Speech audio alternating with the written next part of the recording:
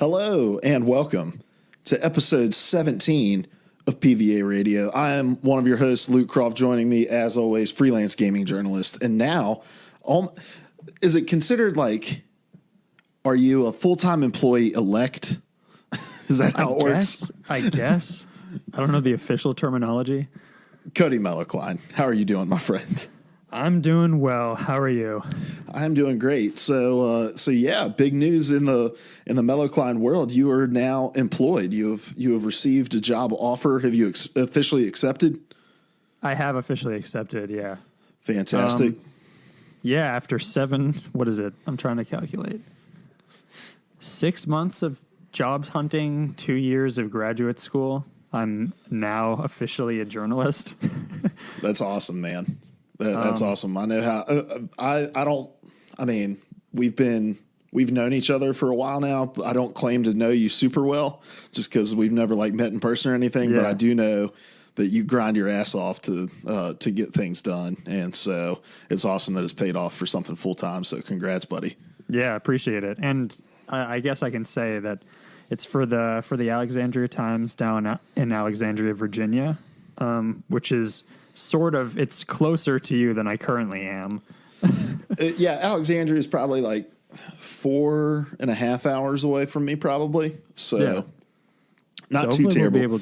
Hopefully we'll be able to do something in person at some point. Seriously, well, we'll all have to bring our microphones together though, yes. So we can have a good setup. Well, back in the Player 3 podcast days, we would just use this one Yeti in the middle of a table, and it's a good mic, but it's not that good a mic. But yeah, man, it's kind of crazy that small world that you somehow wind up in Virginia. I know, yeah, just happenstance. Especially I had applied to other jobs and gotten offers from other jobs in Hawaii. So I can only imagine trying to swing that. Our schedule for doing this podcast would have been insane. Yeah, because that's 5 hours behind. Yeah, something like that. So. Well, Larry is not here. He is probably currently ponying his friends in a Halo LAN party. He had a Friendsgiving, and they were doing a Halo LAN party after dinner. So that sounds like a great time. That's better than Thanksgiving. Yeah. So now that we have shed the dead weight and can actually dig into the meat of things, God. This is PvA Radio. We get together every week, and each of us brings one of the biggest stories in gaming news, either from this year or, in Larry's case, from a decade ago. And then we have an in-depth discussion about it. Consider it your collaborative audio feature article. And then we push this out on Tuesday mornings, very, very early, on podcast services everywhere. On YouTube, just search PvA Radio. We don't have a cool tag yet. And then hopefully here in the next few weeks, we'll also be live streaming over on twitch.tv/PvA Radio. We've been streaming some Fallout 76, and I'm going to start streaming a little bit more Overwatch over there as well. So go follow that channel and watch us play some video games. If you want to be a part of the show, you can visit playerversusall.com/PVAQ, submit a question. And I believe that's kind of it for the very top of the show. I do want to get into a little bit of housekeeping, some exciting stuff that's going on here. As I mentioned, we are going to begin streaming. It probably, looking at our schedules and knowing that we're about to enter into the holiday season, probably not going to be till the beginning of January when we get that off the ground. But just be ready. Twitch.tv/PvA Radio. If you go and follow it, turn on your notifications. We've been doing a lot of streaming. Larry hopped on at 3:30 this afternoon to play Fallout 76. Yeah, I was so surprised to see that. So things are going on over there. And then also, I have been diligently working on playerversusall.com, coming up with some ideas to get it off the ground in the beginning of 2019, and I'm ready to talk about it just a little bit. So we did, Cody. We can kind of meander here a little bit because there's only two of us. I'm ready. So a couple years ago, I started a website called Two Left Sticks. That's actually how Cody and I connected. We brought him in. He ended up being the news editor for that site. A lot of things happened. It got a little. We scaled it up far too quickly, and it ended up kind of collapsing in on itself. But I have a passion for running gaming sites. I feel like I have things to say and want to create a platform for me to say those things, but also to prop up other people's voices and allow them to say things as well. And that's what Player versus All is hopefully going to be. But we're going into this with a lot more of a kind of concrete plan of what things are going to look like so that we can grow it. And rather than being like the one-stop shop for all things gaming news, which is what almost every brand new gaming site tries to be when it launches, we are going to try to do one thing really, really well. And that thing is basically we're going to be a digital gaming magazine where each month we will announce a quote-unquote issue that will be centered around one theme, and that theme can be as narrow or as broad as we decide that we want it to be. It can either be an upcoming video game release. It can be some sort. We may talk all month about open world games or something like that. So it can be broad, it can be narrow, but it's going to be focused nonetheless. And so all the content, or probably 90% of the content we produce within that month, is going to be centered around that theme. And the goal is to branch out, bring in some other contributors that'll be able to say some interesting things about those topics. But we're not quite ready to announce what that first issue is going to be yet. But if you go to playerversusall.com right now, you're going to be taken to like a landing page where you can enter in your email. That's going to subscribe you to our email list. And as soon as we're ready to announce that first issue, our subscribers will be the first to know. And then starting in January of next year, we're going to start pushing out content around that first issue. I know what the topic is. Cody knows what the topic is. He's seen the cover for it already. I have. But I'm excited about it. Cody, I don't want to speak for you, but we've been talking about it a lot. We're still kind of deciding what your role and involvement's going to be. You've got a lot going on in life, but I'm excited at whatever capacity you'll be able to come on at. Yeah, I'm excited to be involved, and I think the people listening to this and people out there should be super excited. You've put a ton of work into this, and you've approached it in I think a really interesting way, and in a way that I hope will pay off. I don't know. I think it's knowing what the first issue is going to be got me excited when you told me about it, and the ideas we were just discussing before this podcast sound super exciting. I think it's just it'll be a great. I hope it'll be a great kickoff to this endeavor, and I hope to be involved in a pretty significant way. I know I say that now, and then it's going to become more complicated when I start my job. But I do. I love writing about games, and I don't plan on stopping at any point. I'm going to continue freelancing despite my full-time job, and so I hope to also help out with this because I love working with you guys, and you know what the hell you're doing. And this idea is exciting enough for me to stay involved as well. Awesome. Well, I appreciate that. And not to harp in on this, but I was talking with Larry kind of, and this is more of just a general discussion, but he was talking about like, we are inundated with so much information at all times, you know, I think part of what's kind of missing, not just in the world of video games, but the world as a whole is just like focus. You know, like a laser focus in on one thing, knowing that I can go to one place and hear about one thing. You know, like I said, when people talk about starting up gaming websites, they're like, okay, we need like a news section and an opinion section, a review section, a guide section, and all this stuff. And it's just like, you can't do it all. And I think there's something to be said as a consumer of media, not the producer of media, just to say like, to be selective about what it is you're reading, and to say like, rather than wanting to read every single Fortnite guide that GameSpot publishes, you know, I'm a guy personally that like, I like to find an outlet or two that I like to continue to go back to because I like the things that they say. And so I'm hoping that Player versus All can become that for some people. So yeah, anyway, be looking out for that. Playerversusall.com, sign up. You'll be the first to know what the new issue is. December 10th is when we'll be announcing what that issue is. So, but if you go to Player versus All, you'll see a cool countdown clock. So that's reason enough. Nice. You know? All right, Cody, enough about that. Let's start the podcast like we start every podcast with, what have you been playing? What have you been playing, Cody? Been playing some Overwatch. We played a little last night, and I did all my placements the past few days. It is just as fun and just as frustrating as ever in new and increasingly different ways.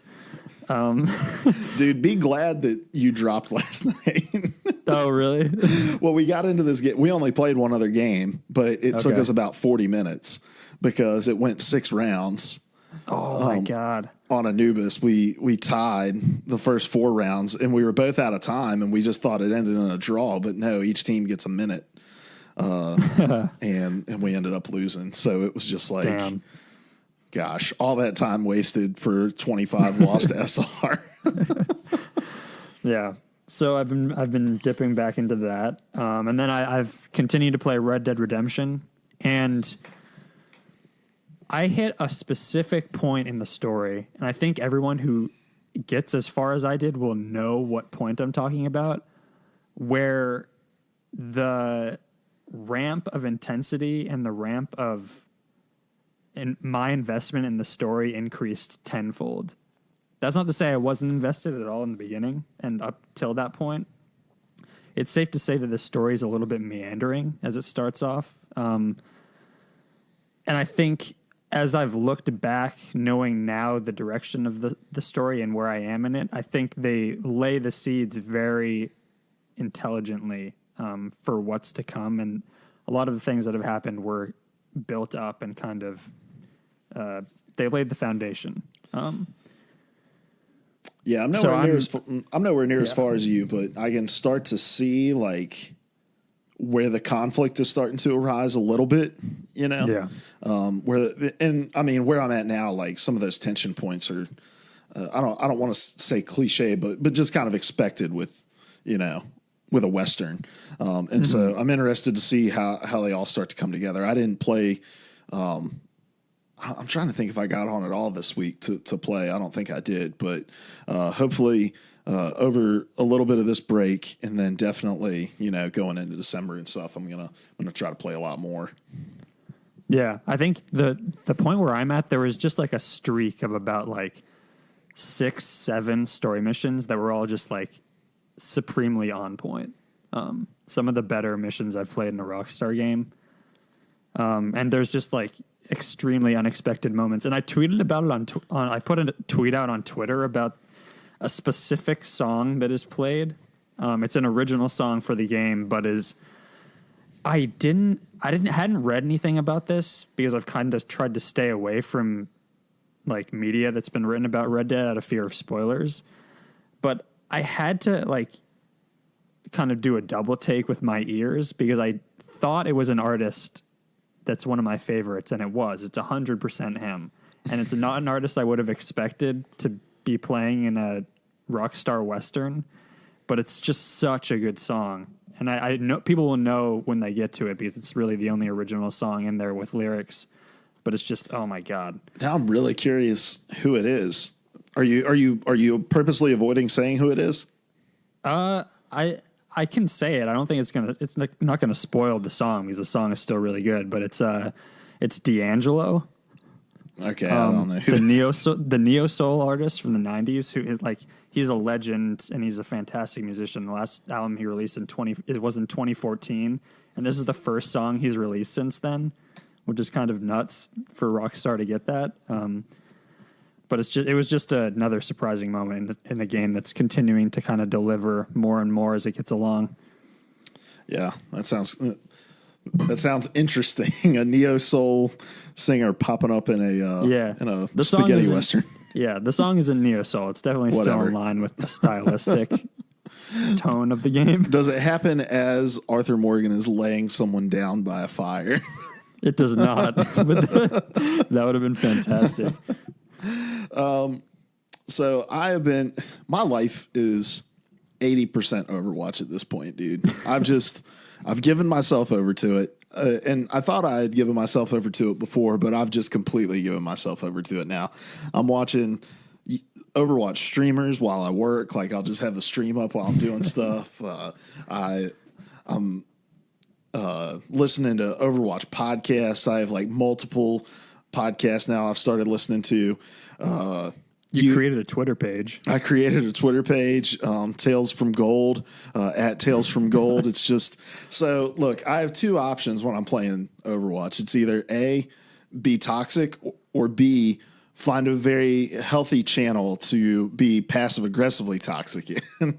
And that is what Tales from Gold is. It's my, it's therapeutic, man. There's something, I can tell. There's something cathartic about the experience of just kind of sarcastically putting, because look, I tried really, really hard not to be toxic on voice chat, just because it's unpleasant and like it's unhelpful.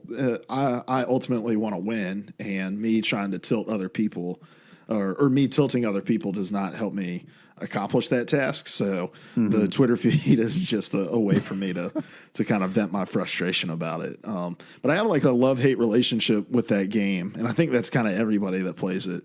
And the longer the game goes, I think the more that sentiment grows as well. Especially a lot of like pros and big streamers. Seagull put out a big video about the state of Overwatch and just kind of laying out why it currently isn't fun, but also not being able to really see a road out of why it isn't fun. And so the game is in a really interesting place, but I still love it nonetheless. On the opposite end of the spectrum, I've also been playing Fallout 76, and Larry loves it. I'll speak for Larry a little bit here, and he'll talk about it next week, I'm sure. But Larry sees the flaws that are within it, but Larry also loves it. Like he sees a lot of potential in it as well. And I think, it also takes place in his home state and stuff like that. And I think that is coloring his opinion of it somewhat. In my opinion, it's not a good game. That's what I've been seeing a lot online from critics. Yeah. At least. And I mean, there's a lot of reasons for it. Like, number one, just from a gameplay perspective, Bethesda games have been broken since the dawn of time. And this game is not just no different, but it's like, it's degrees worse as well, because it tries to add in this online component that, in my opinion, there are some conscious decisions that they made that don't make any sense. And then there are just some things about the nature of the game itself that, like, because of the jankiness of Bethesda, forces like they just compound themselves in that online environment. But so a couple of interesting decisions that they've made, like, so it's supposed to be this like survival light game, right? So the servers are not persistent. When you leave the world, all of your stuff leaves with you. So your place can't get raided or destroyed while you're off of the server or anything like that. And I get that. Like, I think that's cool. That's fine. But there are some concessions that had to be made from a design standpoint that kind of take away some of the co-op elements of the game that would be really cool to kind of play around with. So the way that it works is like there are plots of land within the world, right? Like, and so when you create your camp to start building up your base, you lay claim to this plot of land, and it sets this invisible fence around where you've plotted so that other people can't plot their land. And I'm guessing the way that it works, and look, I'm not a game designer by any means, but is that when you queue into a game, it searches for a world where that plot of land is available, like the full diameter of that. That gets in the way in a couple ways. Number one, it makes the world feel like super, super sparse. Like, I don't feel like the servers are super populated in any way. And after a certain amount of time, I don't know if the game just defaults to creating new worlds to speed up like that you're not having to wait in the queue very long, or what the design choice is. But the longer you stay in a server, the less populated I feel like it becomes, and it should be the opposite. But it also is just like, I envisioned a world where I could get in with Larry and we kind of like build up a gigantic complex together, or we get in with a group of 4 people and we just have a huge complex.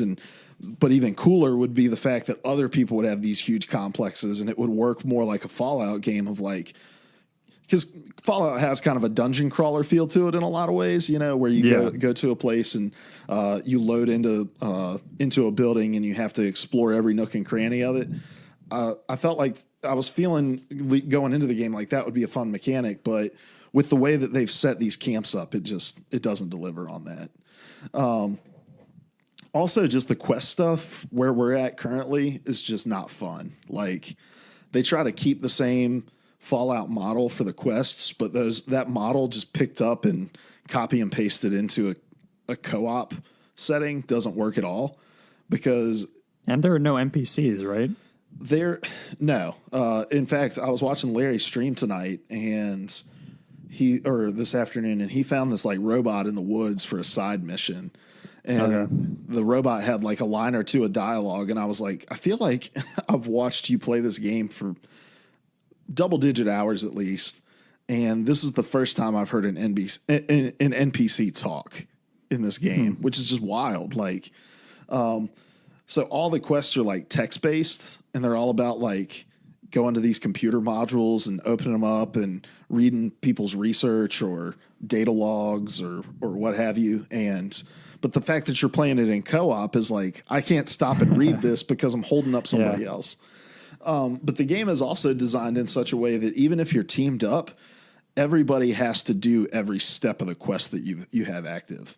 And so, oh, really? So I guess I guess what it's combating is like Larry going to one end of the map and me going to another end of the map and us like sharing the progress. So we're having to experience the story together. But what it turns out being is just like, all right, let's the four of us huddle around this computer and, you know, and so it feels like you're playing a single player game, even if you're there with other people. Yeah. The thing that I've been hearing a lot about this game just from people on Twitter and I was watching you guys stream it the other day and watching you struggle to get into Larry's game. Yeah. I'm just confused by what the gameplay loop of this game is.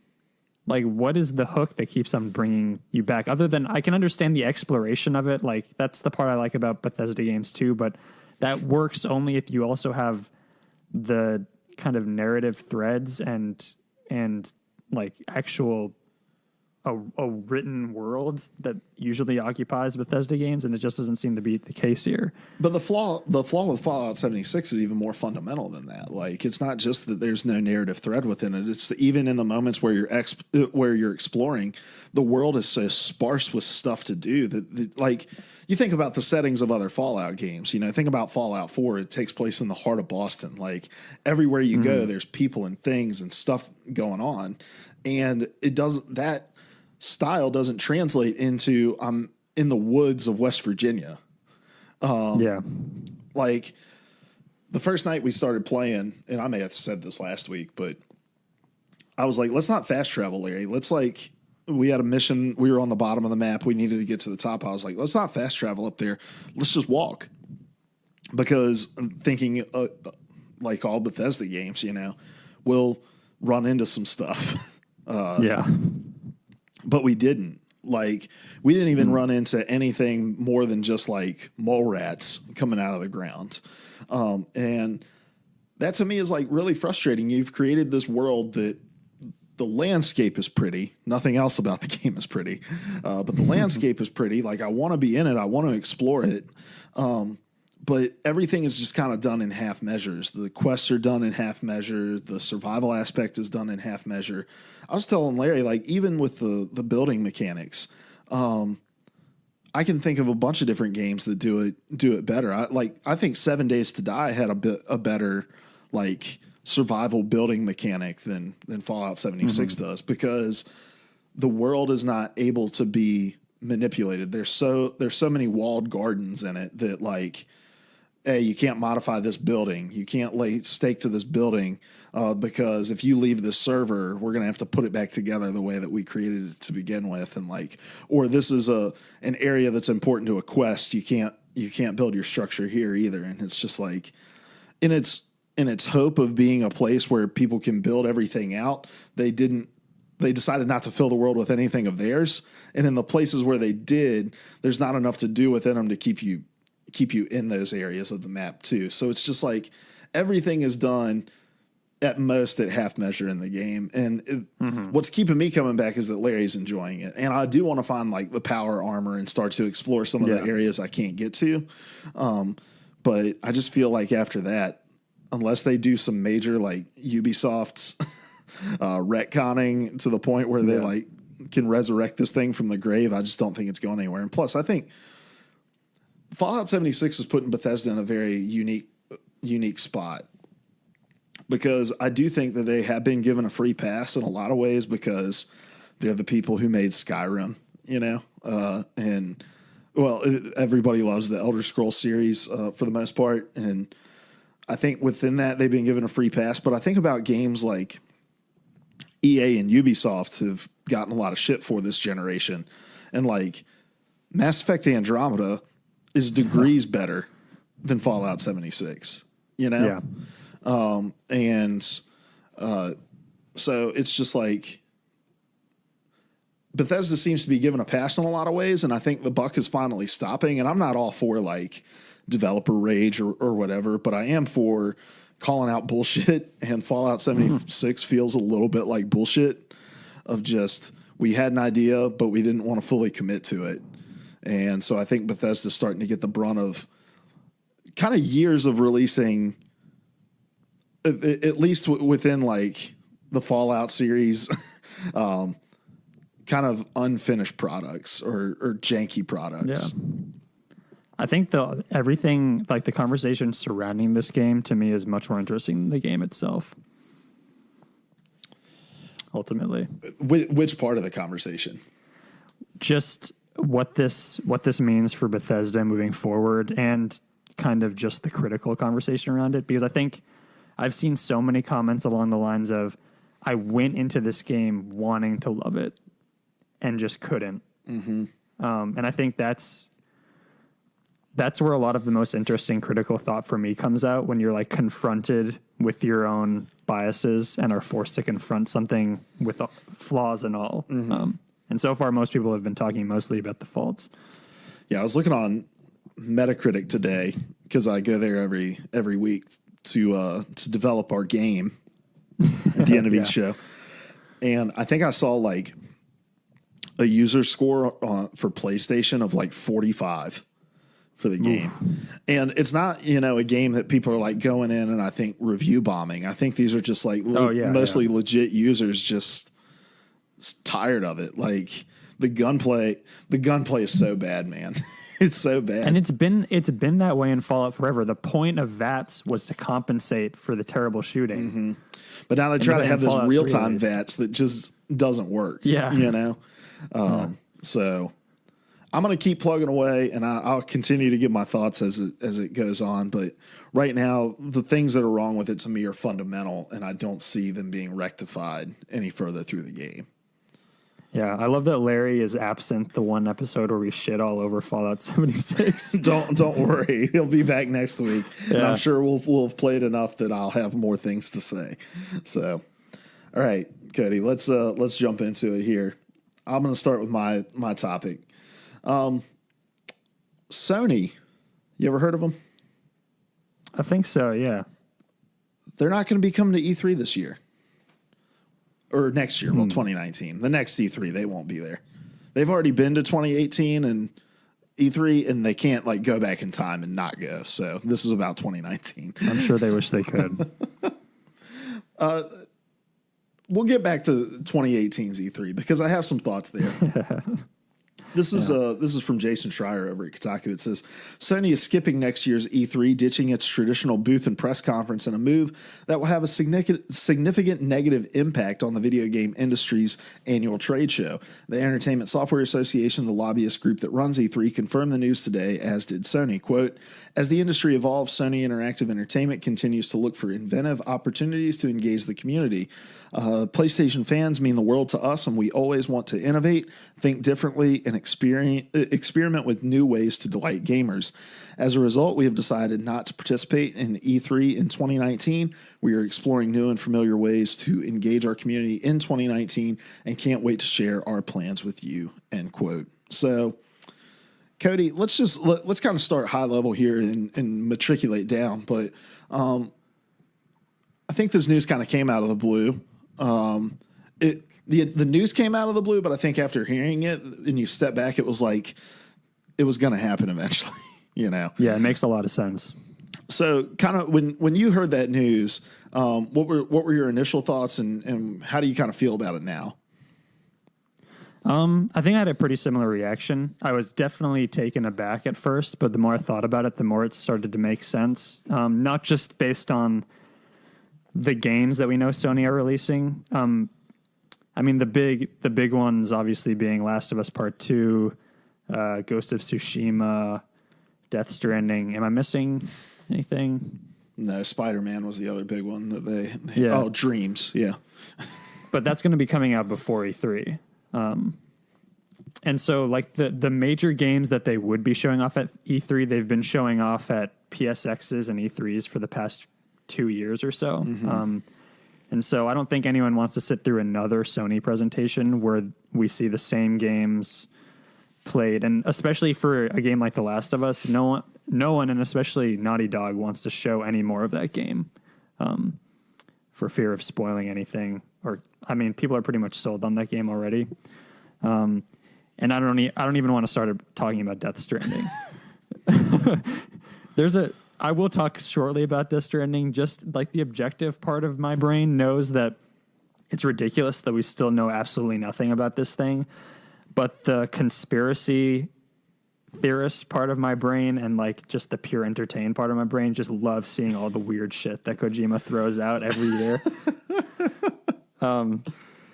And so I think like based on what we know is coming in 2019, it made a lot of sense to me why they would want to skip next year's E3. Mm-hmm. Presumably with the expectation that at least 2 of those games will be coming out late 2019.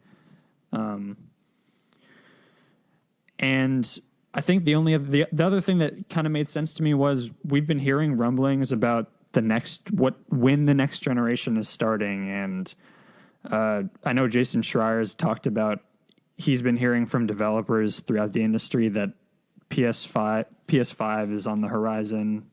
We've been hearing a lot about Scarlet or whatever the next Xbox is going to be called.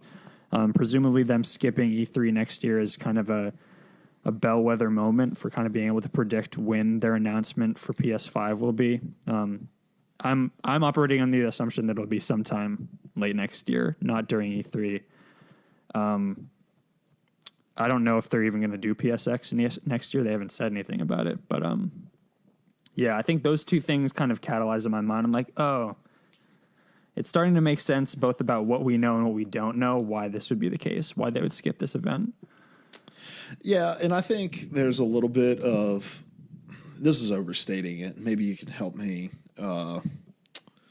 pull this language back, but a little bit of like taking my toys and going home kind of style to this decision as well. When it comes to E3, I felt like with 2018's PlayStation showcase, it was a little bit of like they were hedging to begin with, like going into it. They made the announcement like, hey, this is going to be a little different. We're not going to be making a lot of huge announcements. We're going to be focusing on these 4 games, and it's 4 games you already know about. And like before the event even started is when they announced like the Days Gone release date. They had the daily announcements like a week leading up to E3. And then during the showcase, they did announce a couple things like the Resident Evil 2 remake. They showed like the 18th or 19th shitty trailer for Kingdom Hearts.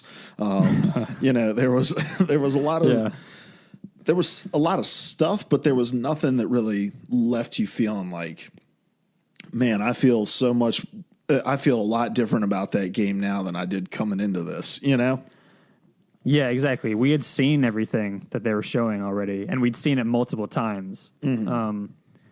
I just think like it also had to do with the way that presentation worked. There was it just seemed from the outside that there was a lot of dead air, mm-hmm. and it was because they were literally moving the audience from station to station. In some ways, I think to compensate for the fact that they really didn't have much to show. I just had a lot of problems with the actual presentation itself outside of the content, which was admittedly underwhelming too. Yeah, and keeping up with like gaming journalists on Twitter through that whole thing, like that were there, and they were like, the one that stands out in my mind was like, I was keeping up with Destin Legary from IGN, and he was just like, they've let us into this room. It's dark. It's standing room only. And it's like hot as hell in here. I have no idea what's happening. And then the Last of Us stuff finished up, and he was like, now they're telling us we have to leave. Like, Sony built literal buildings I know. and then put an intermission in the middle of their hour and 15-minute long conference. Like, it was just, my wife was watching with me because E3 just becomes a lifestyle in my house when it comes around. Yeah. And like, so she was watching with me, and she was like, is it over? Like, when they went to the guys at the desk who were just like showing fucking Call of Duty trailers, she was like, is it over already? Did they just show the Last of Us trailer? And it's like, no, I don't know what's going on. According to the people on Twitter, they're like moving venues, but it was so poorly paced. And the thing is it was just a swing and a miss. Like, I think what they were trying to do was super creative. And I think like, oh yeah, if they'd have just kept it in the church, like, I think that would have been a really, really cool thing. And I don't know, like, did they only changed the venue that one time, right? I think so. Yeah. I have this thought that they were going to do it more. Yeah. Oh, 100%. Like that they had a different location for each game or something set up, and then realized like, this is a clusterfuck, and we gotta pump the brakes on this, and like maybe had a contingency plan to fall back on. Now I do want to give them a little bit of credit, like the Ghost of Tsushima stuff, and we're rehashing stuff from last year's E3, but like it's worth discussing now. But the Ghost of Tsushima stuff was like, that was new. We hadn't really seen anything from that game, gameplay wise, and so they did have that. But I do think like, PlayStation fans collectively with The Last of Us were like, please stop showing us stuff. We don't want to see, like, I really didn't want to see that cutscene, because that's going to be a cutscene in the game. And I want to go in with as many questions as possible. And now I feel like there's at least theories, so many theories out now that it's like, one of these theories is going to land, and I'm going to just feel it's going to not have as much of a punch as it would have if we would have just kind of like went on media blackout. Yeah. And I can guarantee you Naughty Dog doesn't want to be showing any more of that game either. Yeah. Well, and especially not just for the spoiler aspect of it, but like, I think after the second trailer that they showed, like in the like cave or whatever they were supposed to be in, that got so much negative attention about just the gratuitous violence, I feel like Naughty Dog at that point was like, can we like stop showing this shit outside of context, because this stuff's going to make a lot more sense when we get to the game.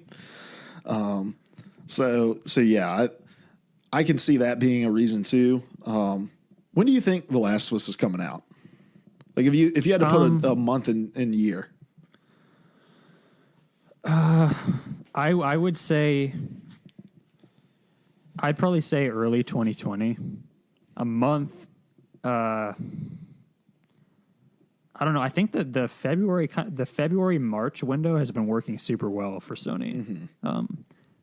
I think God of War coming out in March was perfect, and I think The Last of Us occupies a similar kind of prestige space as that title. Mm-hmm.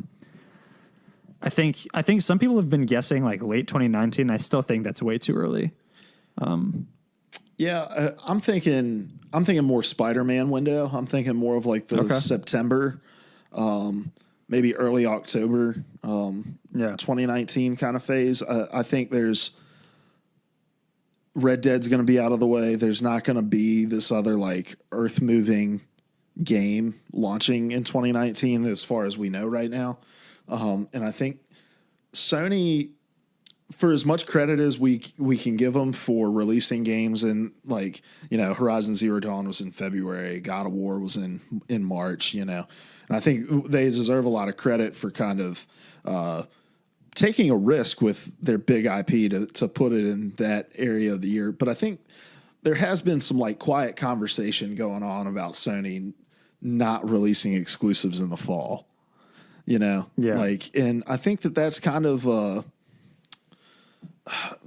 I'm trying to think of the best way to put this. Like, I think releasing there is kind of like a proving ground for how far Sony has come. And if they can release a game, and look, Spider-Man did it, but I think if they can release a game like The Last of Us, that's their IP, that, you know, it's their franchise, like next to a Call of Duty, and just blow it out of the water, like, I don't know, I think that speaks volumes to where we're at currently with Sony properties, and so, and plus, like, just the marketing for it, you can really piggyback off of, you know, like the Halloween season and stuff like that with the world that The Last of Us is in. So, and plus just wishful thinking. I don't want to wait till early 2020 to play this game. Because you've already got Days Gone in the beginning half, and I don't think Ghost of Tsushima is far enough along to occupy latter half of 2019. So I think it's like, what do we want to end our, console generation on, especially if they're going to announce the PS5 this year, you know, come beginning of next year, everybody's, yeah. If they announce the PS5 in 2019, you know, and it's going to be coming in 2020, if you release The Last of Us like a couple months before the new console is going to come out, like, I don't think it gets lost by any means, but I just think it's not the optimal spot to put it in. I think Ghost of Tsushima is more like, let's launch our new IP here. Ghost of Tsushima will be The Last of Us of the PS4 generation. Yeah, I could see that. I was actually thinking more and more about this in terms of like what we're going to see bridging the gap between these two. I'm still completely unconvinced that Death Stranding is even remotely a game right now. Mm-hmm.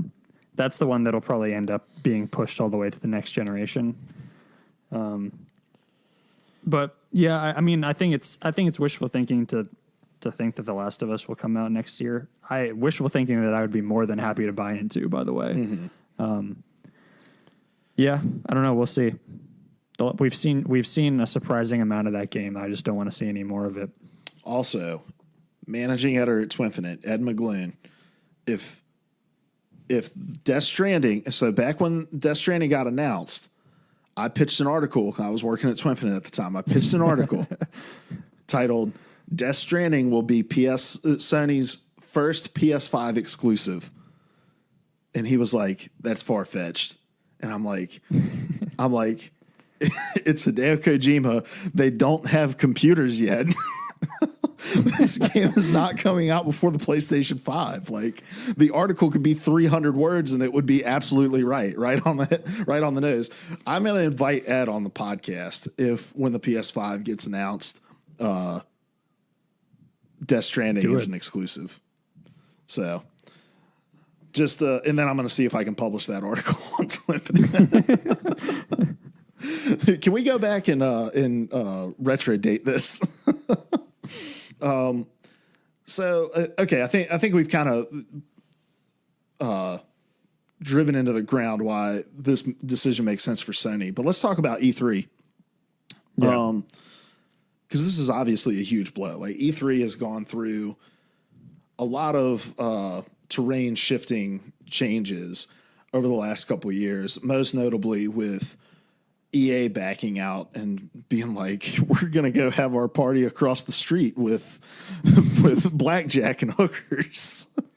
It doesn't have either of those things as far as I know. But nonetheless, like, EA made this odd lateral move of like, we're going to continue to like benefit from the travel of all these people coming out, but we're going to have our own event elsewhere, and they're probably honestly saving a ton of money by doing that. I'm sure.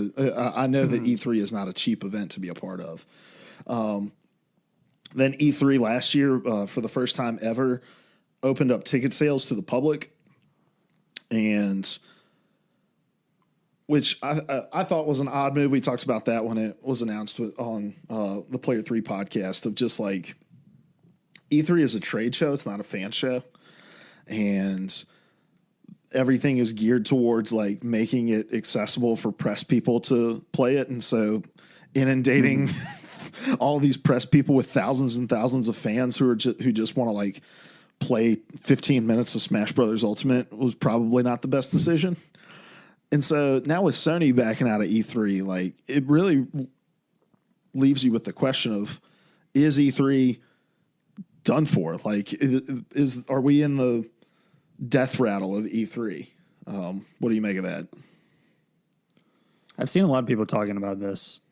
I don't think it's the death rattle of E3. I like that phrase though. I think we've definitely seen more and more companies pulling away, sort of. EA sort of pulled away. It's still buying into the hype of that show fundamentally. Microsoft did Microsoft do its own thing last year? No, they just pushed out to like Sunday afternoon to do theirs. Okay, oh yeah. I think Sony pulling out is definitely a huge deal, and it'll fundamentally change that show. One of the biggest narratives at every E3 is the clash of the titans between Microsoft and PlayStation. The narrative is always comparing, contrasting the two presentations, and then Nintendo always does their own little direct or whatever. I think it'll fundamentally change the show. I don't think it's the end of the show, at least for now. I think it'll be interesting to see what E3 looks like next year. I don't know who's going to take up Sony's place in the convention center. Oh, Microsoft. This is such a huge win for Microsoft. Like where Microsoft is with all these like kind of incubating announcements, like all this stuff that we know the first 0.5% of. Like you have to think that there was thunderous applause in Redmond, Redmond, Washington, when this news came, because it's like Sony just cleared out a huge space for their competitor to take up a large portion of an event that even the most casual of gamers knows is going on. Like there's no other event in the world like E3. We can get excited for Gamescom or Paris Games Week, Tokyo Game Show, what have you. But outside of just casual people, outside of like hardcore people, casual people don't keep up with those shows. They'll hear about the announcements afterwards, but like people tune in for E3. I worked at GameStop during an E3, and the number of people who would come into GameStop after a show with a list of stuff that they wanted to pre-order that got announced is insane. People are paying attention to these things. And so Microsoft has this marketing opportunity with a very strong brand identity and almost no direct competition. Like, I mean, Nintendo's Nintendo and they're kind of their own entity, right? Like you said, the conversation is PlayStation, Xbox. And now Microsoft is going to get a week on the main stage to just like pedal their shit over and over again. Is there a better spot for that company to be in? By no doing of its own. Exactly.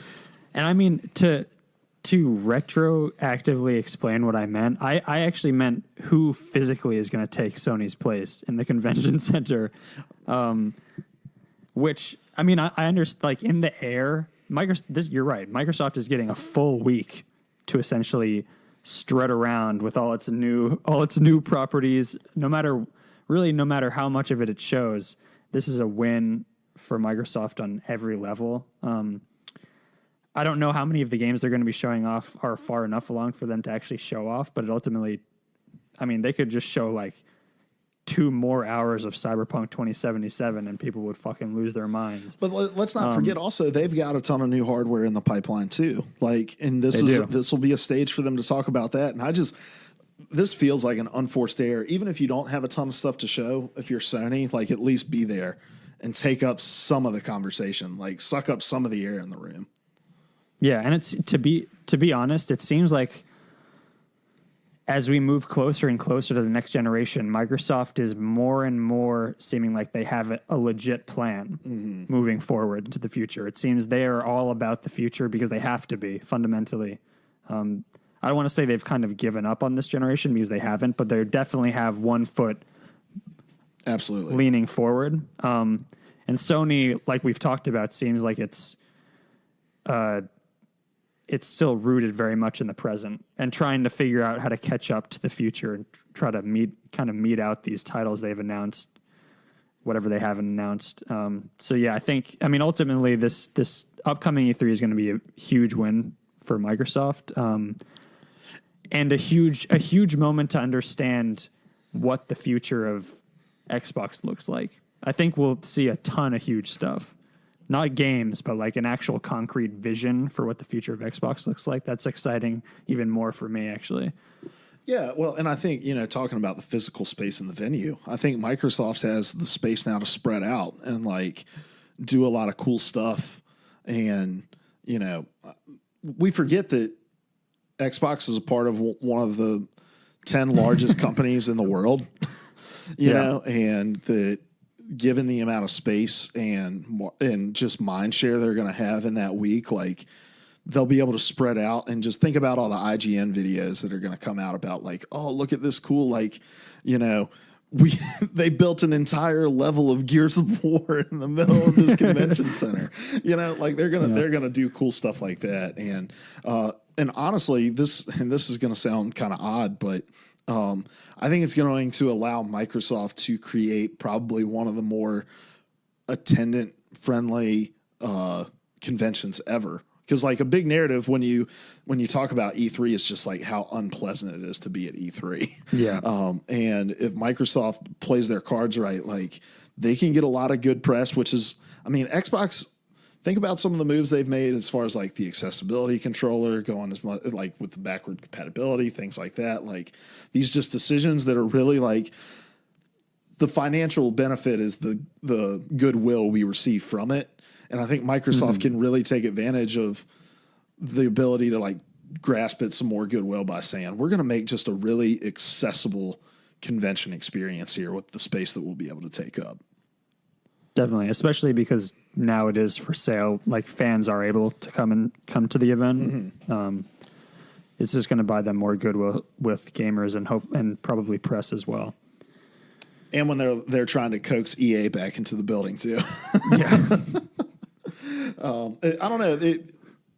To answer my own question though, I feel a little more like this is a death rattle for E3. Like even Microsoft is starting to explore its own like fan-centric events, PSX style, and I don't think PSX is dead for on the Sony side of things either.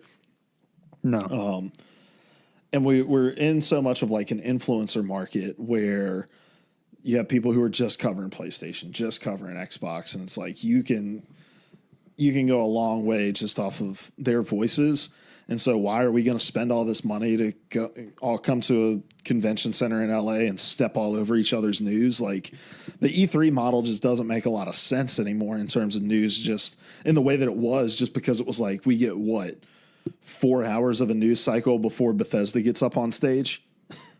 and they get, 12 hours of a news cycle before Ubisoft gets on stage, who gets 3 hours of a news cycle before Sony gets on stage. Like the model in and of itself just doesn't make any sense. There's a selfish part of me that's like, I don't want E3 to go anywhere because I just love E3. Like E3 is the adult Christmas for me. Like it really is an event. And we used to get together, a bunch of us friends, and like sit and watch E3 and make reaction podcasts about it. And, this year, I was live tweeting the entire time and Lauren was watching it with me. Like, it's an event in my household, and it would be like Christmas getting canceled, basically, if something were to happen to it. But being realistic about it, Sony backing out is like a huge domino falling in what has been kind of foretold as an inevitable future for the event.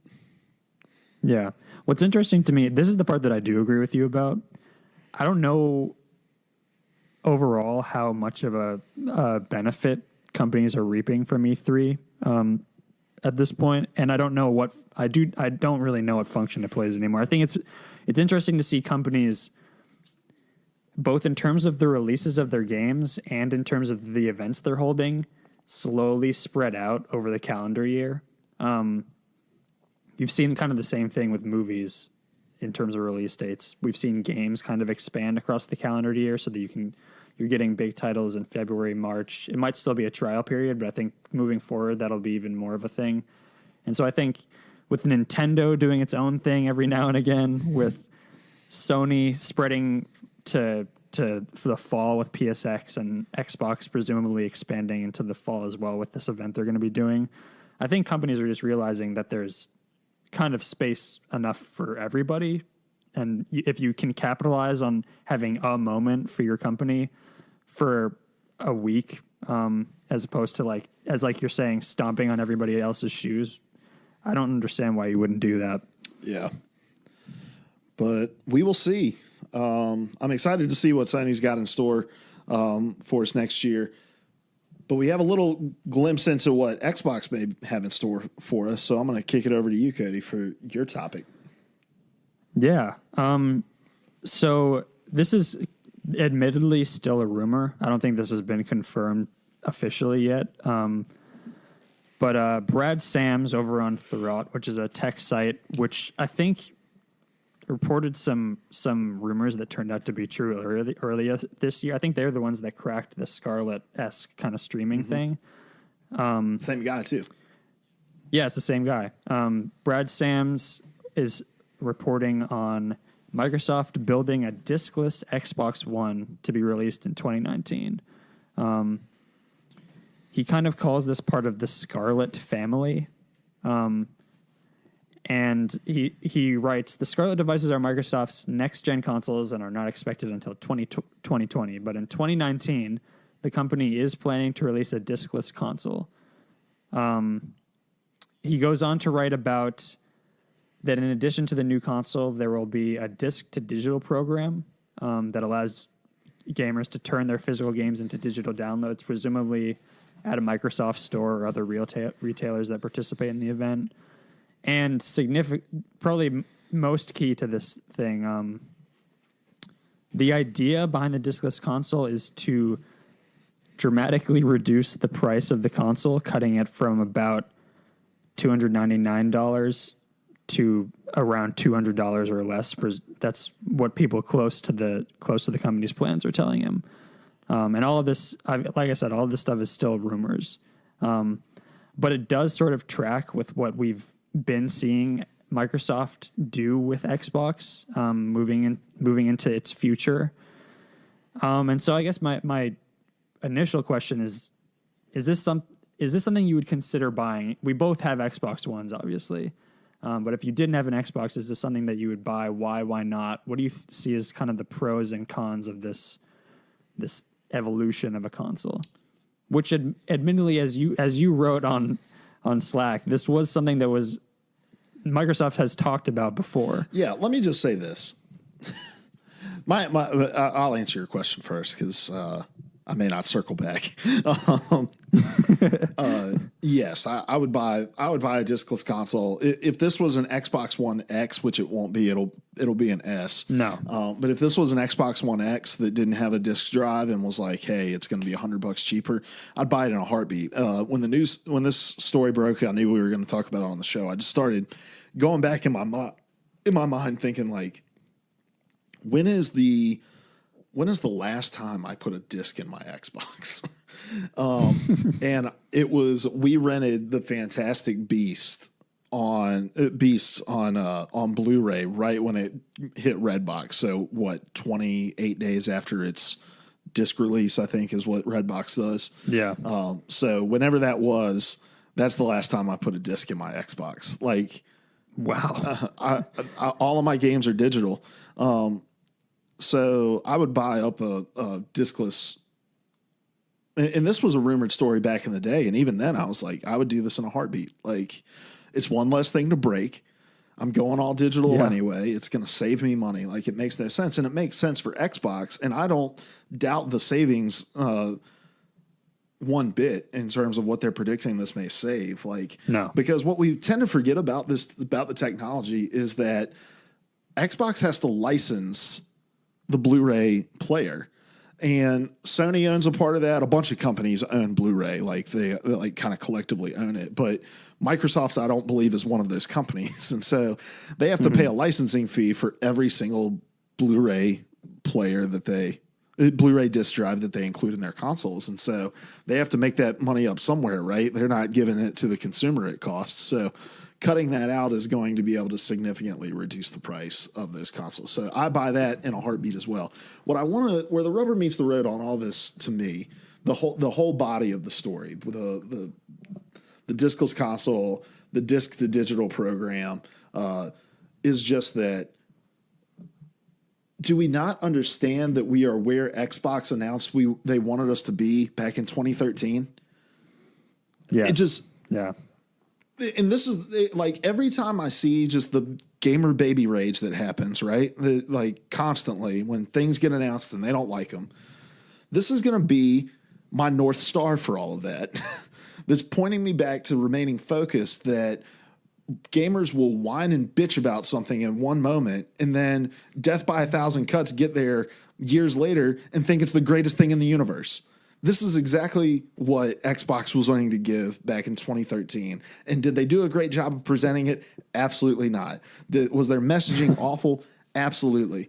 But why do you have to be told something is such a good thing rather than being able to just like hear the description of what's going on and analyze it for yourself then? Like the whole idea of like checking in on your console, right? Like that was the big deal. Like I don't want to have to check in on my console every day, blah, blah, blah, blah, blah. This, like they had painted it as this always online, but it was really a 24-hour check-in. It's like, what are some of the biggest games that are out right now, and how many of them require you to be online in order to benefit from the full features of those games? Probably 80% of them, right? Mm-hmm. Like we are in an always online future now. Online is basically a requirement to be playing on next gen.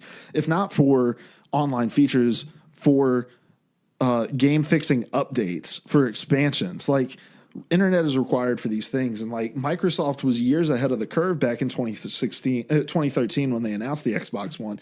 They just A, didn't understand that the market wasn't ready, and B, did a piss poor job of messaging it. But to me, it's just like seeing people reacting to this news, talking about how awesome an idea all this stuff is, like the disc to digital shit. Like this is stuff they wanted back in 2013. Like the reason that you were going to have to check in was because Microsoft wanted you to be able to put your disc in, install it to your hard drive, take it out, never have to put it back in. Yeah, exactly. So I don't know, man. This stuff just blows my mind. Like I'm excited about it. I liked where Xbox Head was at in 2013, and I like it even more now because I've given myself over to the fully digital future. Yeah, I think it's so interesting to me, this whole story, especially with the context of thinking about where Xbox was when it launched this console generation. It's so interesting to me that it seems increasingly that corporations are the ones that are pushing consumers in the direction that they want, whether or not they know it. Like, I don't know if death by 1,000 cuts is the right phrase for this, but I think it's probably accurate on some level. I think like people were so resistant to the idea of a completely digital future. People still hung on to their discs. 5 years ago, 2013, people still played with discs. People still watched Blu-rays on their consoles. And apparently people were still on the Netflix delivery subscription. I know. And now all of that stuff is almost complete. Like the only people who watch Blu-rays are pretty much cinephiles. The only ones who still use digital discs are like myself every now and again, but increasingly less so. Like I preloaded Red Dead Redemption 2 a week before it came out digitally. I downloaded Spider-Man digitally. Every game I pretty much download now is digitally. It's just interesting to me that gamers will consistently argue against, and consumers in general will occasionally argue against their best interests when it comes to like accessibility and convenience. And it takes, I don't want to say it takes corporations to push them in that direction, but corporations do push us in that direction. And this is a broader conversation than just games. But I think it's interesting that now that we're finally in the future that Microsoft has created and the gaming industry has created for us, now suddenly this idea is so appealing to us. It's palatable, finally, after 1,000 cuts. Yeah, it's just wild to me, man. Like, and the thing people need to understand even today is even though you buy a disc, you're playing a digital game. Like, the disc in and of itself is an unlock code. It is a key to be able to access the the licensed content that you're about to play. Take Fallout 76, for example. Like, you put the disc in and you had to download 50 gigabytes. You know? Yeah. I'm sure the same thing is with Red Dead. Like, the whole game isn't on the disc. You're downloading, even if it's just the patches or whatever. Like, you're downloading portions of these games, and the disc is acting, and you're installing the disc onto your console, regardless of what medium you purchase it in. And the disc is acting as an install key. I mean, as an access key to that install. And so we were there from the very start with this console. Even when Xbox One changed course, like, that was still the way these games were going to function. They were going to operate. It was just probably the way they should have messaged it before, a little more mildly. Yeah, and we were definitely not anywhere closer. Like, we were definitely closer to an all digital future now than we were 5 years ago.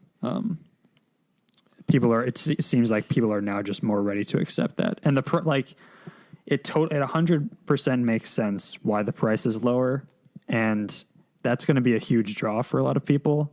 Although it'll be interesting when they announce their next console, presumably next year.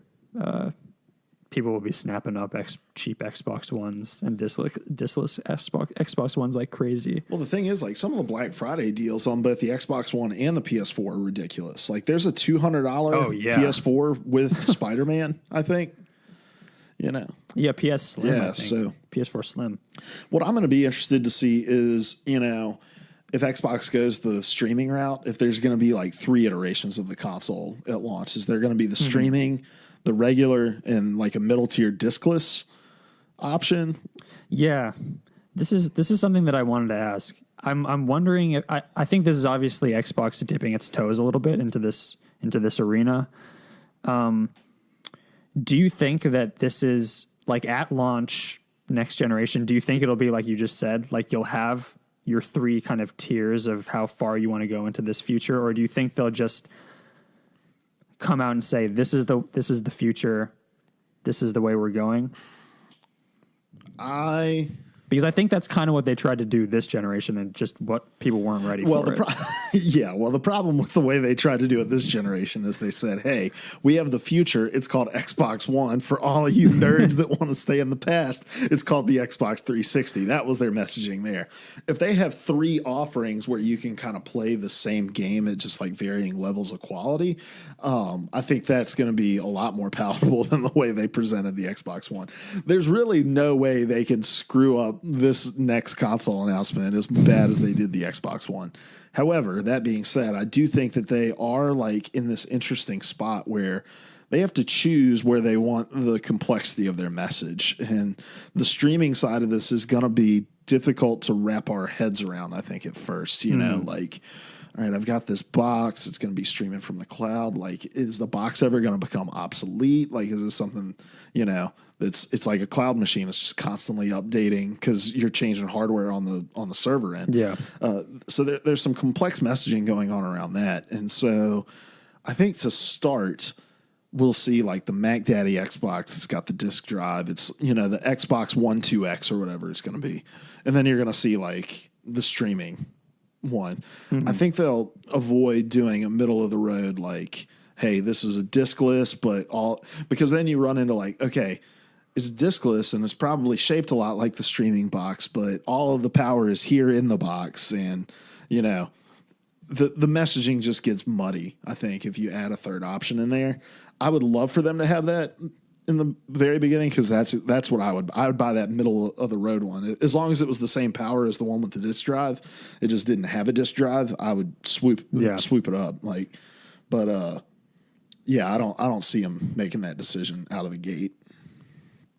Yeah. Do you think it would be, if there were to be 2 options, do you think that Mac Daddy Xbox, whatever you're talking about, would be discless just off the bat? No. Or do you think they would still maintain a disk drive? Well, I mean, I think Xbox is in this position where they've got to come out of this gate as hot as possible. And yeah. I think a console being $100 more than it would be without a disk drive causes less friction than saying, hey, we're done with physical media as a whole, especially if they're leaning into this like backward compatibility thing, which they are. You know, hey, you guys who have this giant library of Xbox One games, you can just bring those over, pop them into the Xbox. Or if you wanted to go digital, you can with the disc to digital program, but, you know, we're not going to force your hand there. One step at a time. I think it's more important to introduce the streaming side of this without a hitch and with as little friction as possible, and just let the Xbox continue on, kind of like the PS4 did. Like, hey, we're focused solely on the games here. Yeah, they have so many moving pieces, and it's clear. I think it's clear to a lot of people where they want to end up. It's just a matter of kind of slowly introducing people step by step on how they're going to get there, and making that transition as smooth as possible. It just seems like there's a lot of moving pieces that we see right now in terms of what they could do and what they can do. Yeah, it's just going to have to be a smooth transition. How much of the internal conversation at Microsoft do you think stems around how the Xbox One's legacy is going to stand up within this generation, just in terms of like raw data, you know, like, because the discless option seems like let's pad our stats here at the end and try to narrow this gap idea. Yeah, I think it's partly that, but also partly, I honestly do think it's partly them just kind of, it's dipping their toes into a potential future. I'll be interested to see if this does bear out, what the sales of this console are. The price tag is certainly appealing. Like I mean, even though I do have an Xbox One, I would consider buying this one. And I am curious because it doesn't mention in the article what the size of the hard drive is on that. Because that was a problem for me just on the base model that I have. I have the original Xbox One, and I ran out of memory so fast because games at this point are fucking massive. Well, I don't know. I think the standard now is 1 terabyte across the board, right? Is it? I thought that was a little. I thought it was a little smaller, but maybe it is. Maybe they still have the 500 gigabyte option, but I thought for some reason they had ditched that. But no, I mean, but that's a problem, like you said, with whatever console you're playing on, whether or not it has a disk drive. It doesn't matter. And also, it's so easy. You just buy USB-C external. Like, I've got a 2 terabyte external on my console right now. Same. So, to answer your question though about how much I think they're thinking about this legacy of theirs, I do think a certain amount of their brain share is probably dedicated to it. But I think they're clearly just thinking so much. They're looking so much forward. I think it's ultimately more worthwhile for them to just look forward than it is to look behind them, other than to obviously learn lessons from what they've, like, if they do somehow bungle the announcement of this console from the outset in a similar way they did with the Xbox One, I would be incredibly surprised and impressed on a certain level, honestly. I think looking forward is keeping your eyes forward, but 1 foot planted behind you is probably the best strategy for Microsoft at this point, and something I think they're paying much more attention to. Yeah. Two things. Number one, the conspiracy theorist side of me thinks that some of these leaks that are coming out are like Microsoft kind of pushing out bite-sized bits of information so that people aren't going to be just completely blown away by whatever. Because I do think if it's like completely silent, we're just expecting a beefier Xbox One X with their next announcement, and then within like a 24-hour turn, it goes from that thought process to, oh no, it's a streaming-based console and all this sort of stuff. Like, I think the backlash is a little greater. I think this makes it more palatable. But then also, like, I think padding your stats here at the end. I think this strategy is more of just like Microsoft has a lot more control in the short term of what they can do with their hardware. So you have like the new colors of the controllers and stuff like that, and you'll have this new iteration of the Xbox, and they're like kind of having to fill the announcement gaps between when these new studios they've acquired are ready to announce some games. So they're like, buffering themselves against it. And I think it's a smart play too. Like this, it's a cheaper option for them. It's a new SKU for them to start to push. It's going to pad their stats at the end. And I think it's kind of brilliant. It takes the heat off of, okay, let's throw out one of our new studios with an underbaked trailer for a game that's like 3 years away from ever seeing the light of day. Yeah, it certainly buys them some time. And all the studios they've announced plus a Halo game that we've only really started to get a sense of. And we really still don't have an idea of what that is. I think you're right. It's a smart move to kind of leverage the hardware, kind of the little drip feeding hardware announcements. Seems like a pretty smart idea for a company that's always had pretty strong hardware to start with. It's like you said, it's a Microsoft company. Microsoft is the company behind Xbox, so it only makes sense. Definitely. All right, Cody, you ready to move on? Yes, sir. Everybody's favorite game that we play at the end of the show. There are too many games, but this isn't one of them. You guys know how it works. I've got 4 games here. This week is particularly ridiculous. 3 of these games are real. 1 is made up. Cody, you've got to guess which one is made up to try to score a point. I'll remind everybody of the scoring. We're all square at 3. Larry's got 3. You've got 3. I've got 3. How did I get points, you ask? Well, if nobody answers, picks the right one, I get a point. So you ready for this week's ridiculous list of games? Oh, I'm ready. Number 1, ATV Drifts and Tricks Definitive Edition. Abandon 2-wheeled dirt bikes in favor of a more intense, fun, and extreme racing experience. ATV Drift and Tricks is the essential quad game for thrill seekers looking to own the road in rugged all-terrain vehicles. Number 2, YouTuber's Life OMG Edition. Record your own videos from your parents' house and get your first subscribers, views, and likes. Meet well-known YouTubers, go to the wildest parties, share your life on social media, and deal with your haters. Sign with exclusive networks and customize your studio with the coolest stuff. Number 3, Event Manager Enhanced Edition.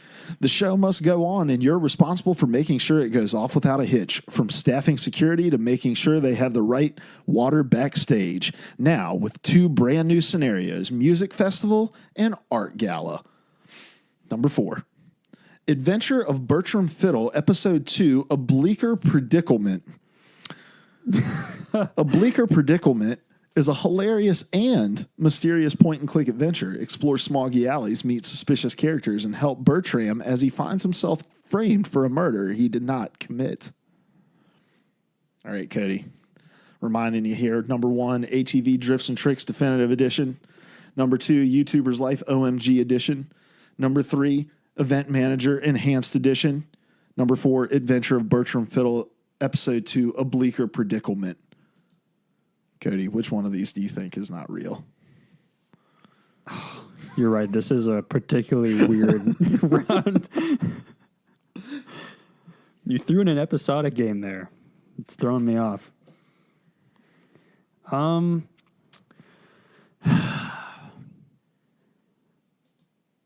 What was the third one again? Event Manager Enhanced Edition. Event Manager. I think I'm going to go with the ATV Tricks and shit, whatever it is. And you would be incorrect. Event Manager Enhanced Edition is the made-up game. Dude. Who was asking for the definitive edition of ATV Drips and Tricks? That's what I was asking myself. Oh, man. And the YouTuber's Life game? I've actually heard of that game. Okay. I've seen Let's Plays of that game. It's coming out on Switch this week, so if you haven't picked that up, pick it up, because nothing like being a YouTuber who joins a network in a virtual life. So, oh, man. All right. So I am now up 4-3 on you guys. Larry missed out on his chance to keep it squared up here. Well, actually, to take the lead. So, Yeah. All right, Cody, let's get out of here. Who are you? Where can we find you? What are you going to be tweeting about? I'm Cody. You can find me on Twitter at ProElectioneer. I'll try to continue cataloging my adventures through Red Dead, but Battlefield comes out tomorrow.